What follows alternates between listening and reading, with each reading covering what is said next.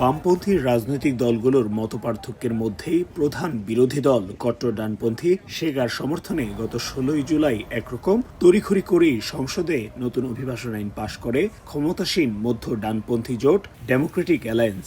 সেদিনই চূড়ান্ত অনুমোদন ও অধ্যাদেশ জারির জন্য পাঠানো হয় প্রেসিডেন্টের কার্যালয়ে। তবে সংশোধিত আইনে সংবিধানের সাথে সাংঘর্ষিক হয় এমন নানা বিষয় রয়েছে এমন আশঙ্কায় তাতে চূড়ান্ত অনুমোদন না দিয়ে ২৪ জুলাই সেটিকে সাংবিধানিক আদালতে পাঠান প্রেসিডেন্ট মার্সেলো রেভেলো ডি সৌজা।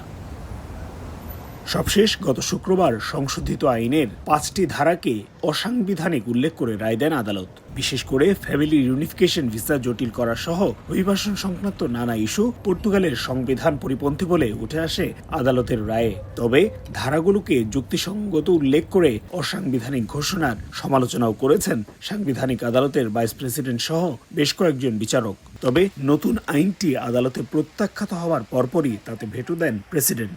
আইনটিকে পুনরায় পাঠানো হবে সংসদে। আদালতের এই রায়কে সাধুবাদ জানিয়েছেন বাংলাদেশিরা।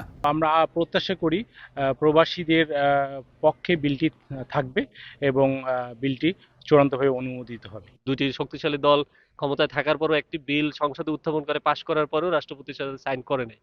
সো ভবিষ্যতেও আমার মনে হয় যে কোনো ইমিগ্রেশনের স্বার্থবিরোধী আইন এত সহজে পাশ করা সহজ হবে না। আদালতের রায়ে অসাংবিধানিক হিসেবে উঠে আসা ধারাগুলোকে সংশোধন করে আবার আইনটি দ্রুত পাশ করতে সরকার তাদের চেষ্টা অব্যাহত রাখবে বলে জানিয়েছেন সরকারের মন্ত্রী অ্যান্তনিও লেইতাও আমারাও।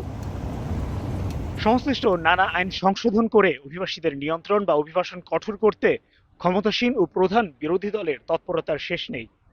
তবে নানা নিয়মের বেড়াজালে সেগুলো খুব সহজ না হলেও অস্বস্তি কাটছে না পর্তুগালের অভিবাসীদের।